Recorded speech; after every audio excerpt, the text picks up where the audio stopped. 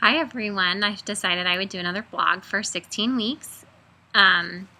Since they've altered my due date 3 different times to 3 different days, this is the middle day of the 3. So I feel comfortable calling it 16 weeks today rather than 16 weeks tomorrow. So today, being Saturday, is 16 and 0. Baby's the size of an avocado. Weight for me, I've lost I think about 15 pounds since the beginning. This is more similar to Lincoln's pregnancy, which was one of the reasons I thought we were probably having a boy. But I haven't weighed this little since college. I weigh 123 pounds right now at my last appointment. And so far, no signs of gaining. Well, somebody here is starting to sleep. She takes great naps. I actually had to wake her up from her nap today. And if you can't tell, she has pink puffy eyes that are crusty and oozy because she has conjunctivitis. So sleep for me is dependent on this little one. She's been doing really well. We kind of dropped the middle of the morning feeds. So she would wake up around 3:30. Now she wakes up around 6:30. And this last week I've been nursing her, so she'll go back down. But most of the time I just give her a hug and put her back down and make her go back to sleep. I've started having the really vivid, weird dreams. Really weird dreams. Nothing in particular that I can remember. I just know that I've been waking up really restlessly in between moments of the same continuing dream, just thinking, God, this is really weird. It's really bothering me. I can't go back to sleep. And I do, and then it continues, and I just wake up unfulfilled and unrested.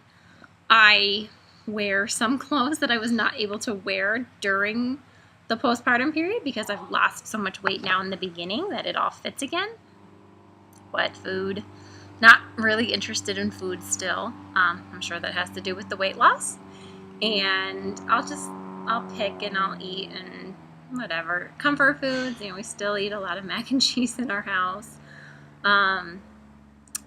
Trying not to go out as much, but some nights I just don't want to make anything. So in the car we get and we go, and even sweets still don't really have that much of an appeal, although I did eat a cookie last night after my test. My symptoms have pretty much gone away. The nausea's kind of gone away.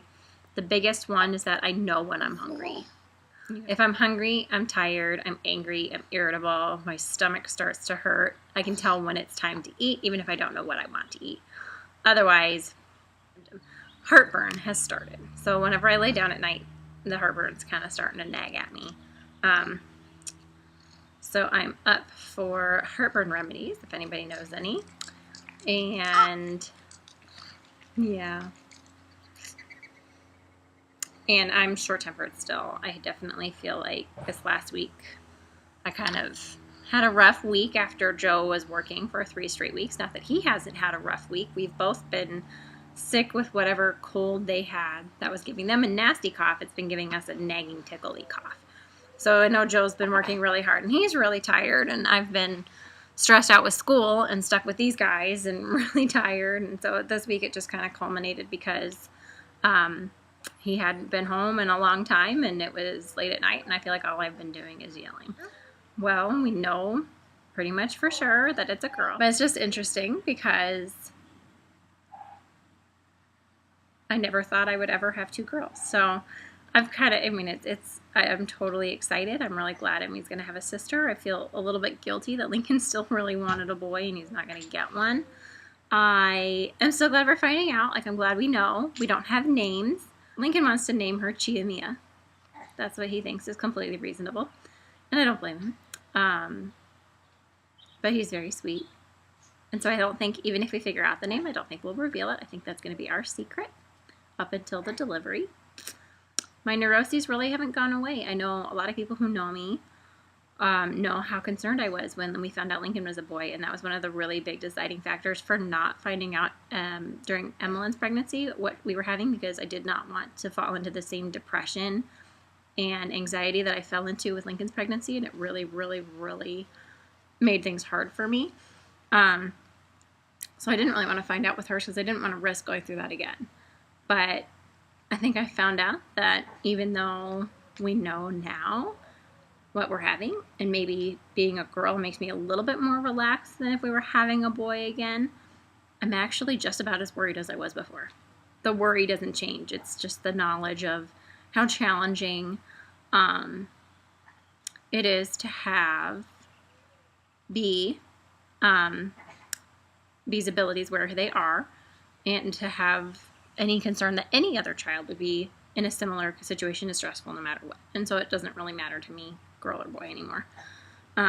So that's something that's both relieving and still a little bit anxiety provoking, but I feel I've managed it a lot better so far this pregnancy than I have with either of the other 2 pregnancies. And that's something I had to get, that's a point I had to get to before we even got pregnant this time. Occasionally, here and there, I still feel like I might feel a flip or a little flutter bubble, but I'm not sure that it's really consistent that I could identify. So still kind of waiting on that, but I'm thinking in the next couple of weeks I'm sure we'll feel it, because I know with Lincoln and Emmy it was right around 20 weeks that Joe was able to feel it on the outside. So hopefully we're on the same trajectory there. I ate a big lunch today, so you would get something, but it's getting there. Kind of, not really. Mostly right there out front. Kind of right here. I don't know if you consider this high or low. But, yeah. Baby. So it's kind of fun to wear tops right here, right now, and have this little belly.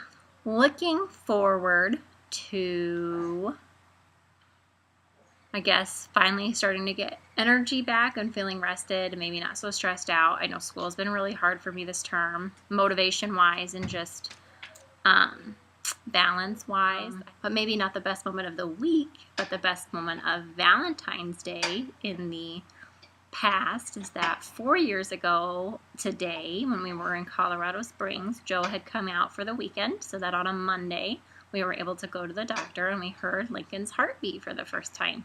So that's something that makes me and Joe always remember Valentine's Day, even though we could really care less about Valentine's Day as a holiday. It just makes it special for us that we got to hear his heartbeat, and now he's our 3.5-year-old little boy who's somehow oddly athletically talented.